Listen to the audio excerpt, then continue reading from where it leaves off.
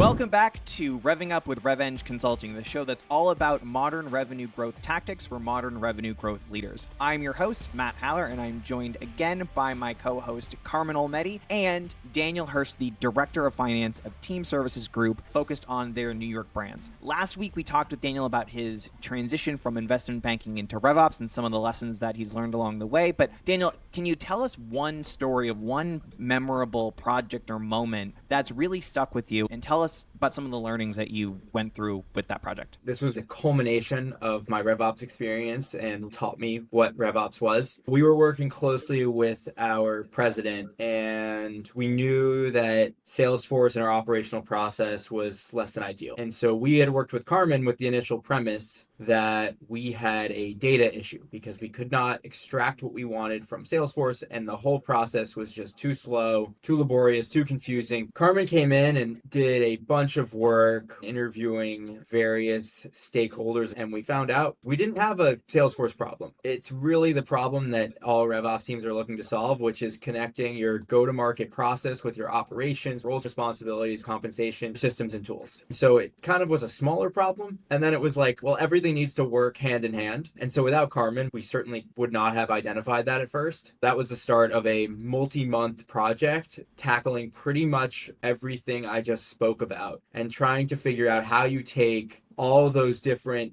things and initiatives that can fall under RevOps and how you combine it all into one cohesive project plan that you can actually execute on. That problem that you're describing is pretty standard across a lot of revenue operations, but what had you tried in the past to solve that problem? We spent a lot of time with our Salesforce developers nitpicking problems here and there. We'd hear from the sales team, hey, this doesn't work, and we'd selectively choose things to start tackling. The issue with that was we'd fix one problem. People would say, thanks, here's the next problem. And then we realized with the next problem that we created another issue with the fix we just pushed. You quickly realize you're just firefighting 100% of the time, and you often feel like you're not even moving in the right direction. Salesforce whack-a-mole? Yeah, exactly. One of the interesting parts of that work that we did together is the initial scope was very narrow, right? It was sort of like hierarchy or data cleanup and data fidelity within SFDC. And not to say that there wasn't areas that we addressed within that narrow scope, but then when you zoom out, even if you fix that, there's these 12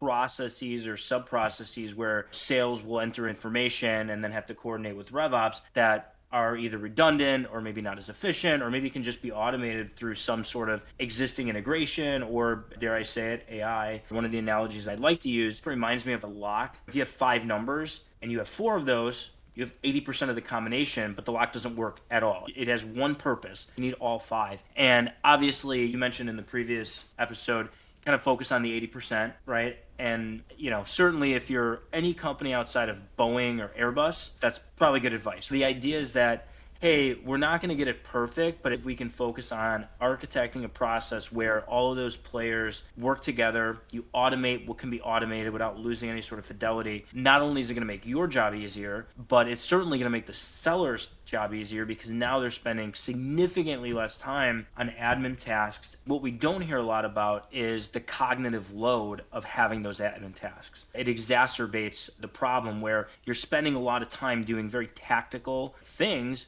but it also takes time to reset the brain to be strategic and to move into that motion of like, okay, now I have to sell something. So yeah, it was a fun moment where I was able to say like, actually, you guys are okay here. Carmen, you bring up a good point that so many people, when it comes to protecting sales time, so I got to protect my seller's time. But they don't actually think about what are all the tasks that we've asked them to do, what's the baseline set of tasks that they need to do, and how do the systems that we have exacerbate that? Do they help or hurt those processes? And Daniel, it sounds like what you discovered was the world of the systems that you're working with operated in an entirely different universe than the business processes that people experience with their customers. Is that fair? Yeah, 100%. It was a situation where when you're in the identifying stage, in order to move to validating in Salesforce, we would require X piece of information to be filled out for the customer. Let's say shipping address. When you're out in the field talking to a customer, you don't ask for their shipping address when they are barely convinced they even need the product. And so you have this issue where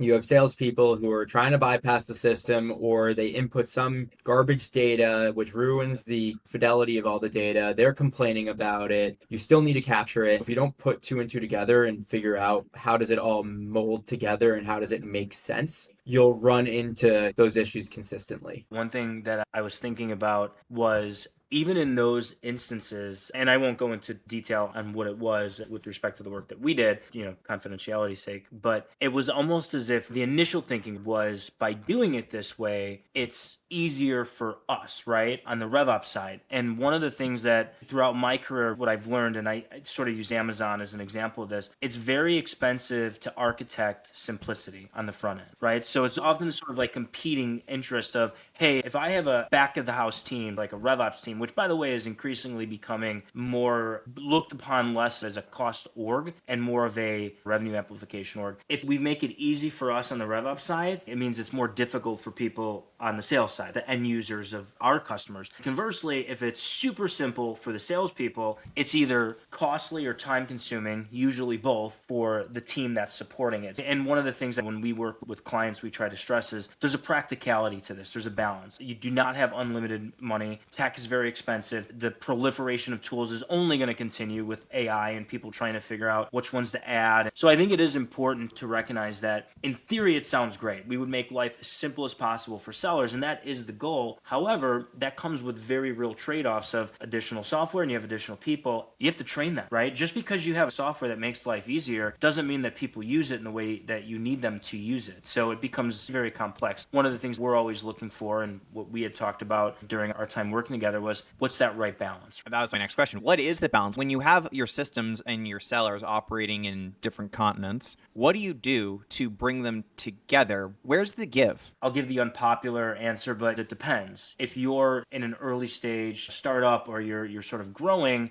then it's, let's make life as easy as possible for sellers, right? Let's not overly concern ourselves with our margins. But then when you become mature and reach break even, there was a quote, I forget which CEO said it. The problem with getting really big is that you need to worry about your repeat customers. And it's kind of counterintuitive, but it's interesting. In the early stages, you might say, we're not overly concerned with our margins. We have a ton of demand that's happening, and you want to capture as much of that demand as possible. It's easier to capture demand growth than it is to go and essentially steal clients or customers from competitors. So I think there's this sort of macro lens that you need to overlay. There's where you are in your life stage as a company, because invariably what's going to happen is you reach this point of maturity where you have a product, a set of products or services, and you have sort of a weighted contribution margin. You have a break-even point on that. If you don't manage the margin expenses, the operating expenses grow faster than your top line, which generally could happen when you're at a mature level because you're already so big. As we know, the bigger you are, your growth is going to be smaller.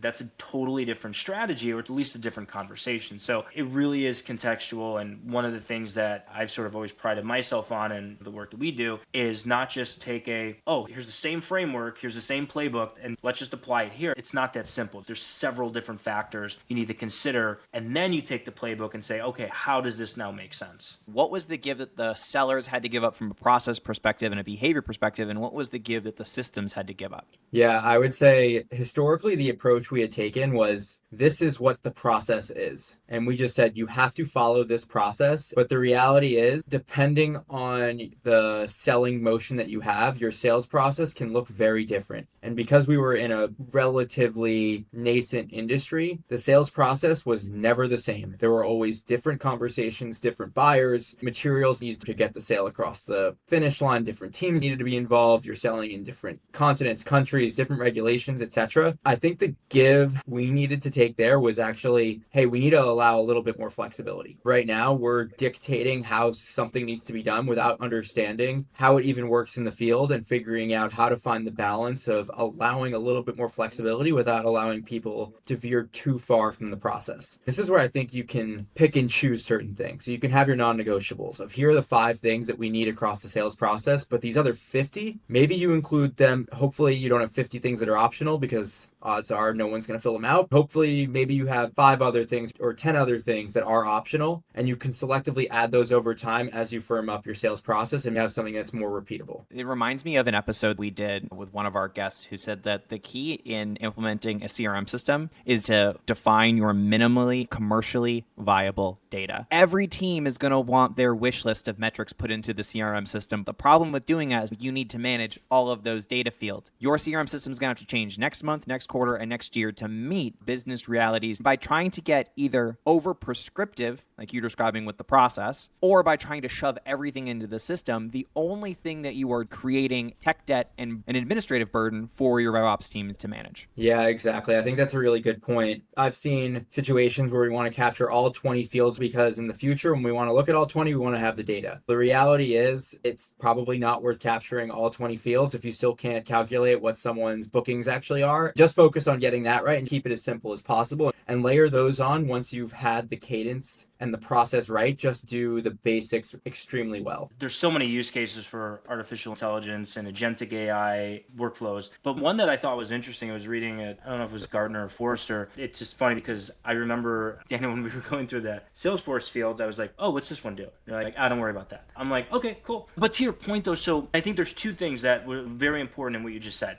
It's, hey, we want to capture this data because it may be useful at a future date. And essentially, it's trend series data. You can look at it from an empirical lens, and it could be important, right? But I think the trade-off there is that it requires people to enter it. It requires people to do something to capture it. And of course, even if they enter it, we know it's not always going to be accurate. One of the use cases for AI on the sort of back-end workflow is connecting to all of the different systems. So of course, your CRM, if you have Gong, Zoom platform, supply chain platforms, your marketing all of the whatever systems or tools that you have. And it basically can fill in all of that metadata within SFDC. So now from the RevOps side, you've instituted some back-end agent, right? This is the problem that Matt, you introduced and Daniel talked about in the first episode. We have 20 different systems. The data doesn't talk to one another. And if we want to match them, it takes 5 weeks. I've been with clients where sometimes they can do it quicker, sometimes longer. Now you have the ability to do it in real time. And reps don't need to spend time doing that. For the RevOps team or the go-to-market ops team, you have the ability to say, okay, now we want to look at that data. So again, we'll see how that evolves. I know it's already starting to go that way in enterprise software, but I think that's going to be a very big opportunity for RevOps teams. How do we now want to use this data? More importantly, now that reps in theory have more time, how do we repurpose it? What are they going to do at that time? Prospecting. It's always prospecting. That's the answer. Well, if you're a hunter, not if you're a customer success person. No, I still think it's the same skill, but applied to a different role, right? So your customer success team should still be doing their own version of prospecting, but it's not for looking for new accounts and trying to break into a new customer. It's trying to think through what's the next use case we need to solve with this customer? What's the account plan need to look like? It's similar skill set, we just call it a different name. The thing that I would argue as someone who sits on that side now is if you free up people's time, you probably need fewer people and you can be a little bit more efficient as well, right? If you're asking yourself, how do you fill people's time and you're not exactly sure, the answer might be, we might have too many people and we can condense this into something a little bit more efficient. And that's where I think more prospecting time equation comes into play, because if you ask a sales manager, hey, we're going to save your team some time, what are you going to do with it? They're going to go prospecting. Guess what they don't do with it? Prospecting. They don't do anything. They will find some other meeting to go to. So the challenge always is, if you're going to free up the reps' time, and Carmen, to your point, that's got to be the number one goal of RevOps, to be really, really protective of their reps' times. They're focused on revenue generation activities. One of those is filling the top of the funnel. If they're not actually doing that, then Daniel, to your point, you're proving that the market doesn't need as many people as you have employed. This is just the PSA for all sales reps to make sure you're prospecting. That feels like it's the reality on the ground. Well, it's not a terribly complicated math equation. You can back into it, right? If I know, taking the finance side of it, that I have 10 reps, and the reps work roughly 1,500 hours. And part of that is spent on admin tasks. Let's say 25% of that is spent on, sort of admin. I think that's generally where the benchmarks fall, between 20 and 30, depending on which consulting firm, pushes out the data. And you'd say, okay, well, because we're going to do all this stuff with artificial intelligence and all of the software that has evolved to connect and talk, you now really only have to spend, say, 10%. So you've saved 20% of your hours. So like the average rep, let's say, saves 300 hours. In most industries, there is probably enough share of demand based on the industry growth rate and or depending on your product or the myriad number of variables, there is probably enough time where you can pull customers from other people, right? From other competitors. So I think it also becomes, unless the overall growth in the market is so low that the aggregate savings of time would not even be conducive to prospecting because the demand isn't there to capture, or the ability to pull a potential customer from a competitor is low. The question then becomes, if that's the case, you probably don't need to reduce the headcount side of things, right? But to me, what's interesting about it is it kind of dovetails into the finance side. And Matt, you'll appreciate it, is what do you do with people's quotas then? Is that a way to force the prospecting? Yep. So I don't have the answer to it right now, but one that we'll definitely see more of. One that we're definitely going to explore on a future episode of Revving Up with RevEng, because unfortunately, it does look like we are just about time. I do want to take a quick break, though, and when we come back for our last segment, do some predictions. So stay with us. Welcome back to Revving Up with RevEng. We are back with some predictions. Daniel, what are some predictions that you see in the tech AI market over the next 12 to 18 months? I think the one thing that you're going to see here is more emphasis on RevOps, specifically the analytics and data side of things. It's very underappreciated how much manipulation, how much time it can take to get the data that is necessary, capture it, and make sure it's being pushed to the correct business leaders. And I think the thing that I'm seeing more and more of is people who are focused really on that data side and the visualization side. And I think looping that closer into RevOps teams versus other shared services teams is something you'll see much more of. It's almost like we talked about this with some other episodes where your RevOps role is part finance analyst, part data science, part system implementation, part software engineer, and all of those things have to be mixed together. It's very hard to find a person who went to school for all of those things. Yeah, absolutely. Hopefully you'll find more people who can do it all as they learn more and RevOps continues to evolve. So you hear that, folks? Get your RevOps chops, get those analytical chops up.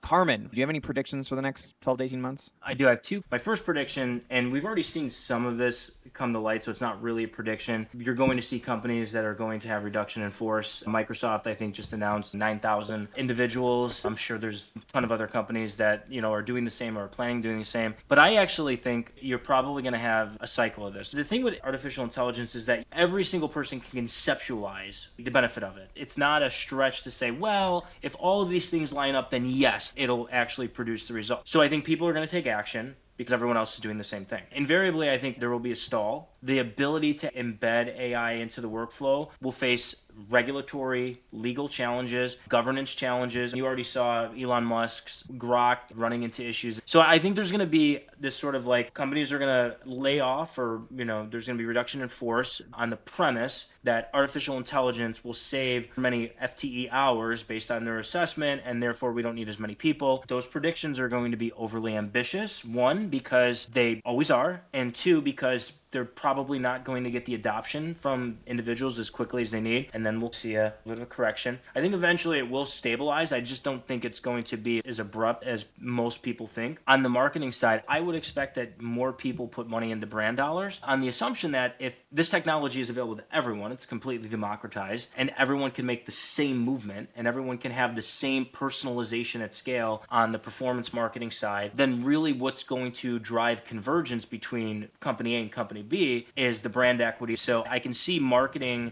budgets changing to put more money in the brand dollars, because ultimately my ability to personalize at scale with all of my customers is going to be no different from Unilever and Procter & Gamble. They have the same technology, right? So it's going to be brand and it's going to be the product focus. So those are my two bold predictions, if you will. You hear that, Scott Galloway? Brand is not dead. Catch Carmen at Cannes Lion next year, talking to all the advertising people about why brand is still important. Thank you both. That is all the time we have for this episode of Revving Up with RevEng. Thank you to Carmen and to our guest Daniel for being with us today. Join us next week for a brand new episode. Catch you then.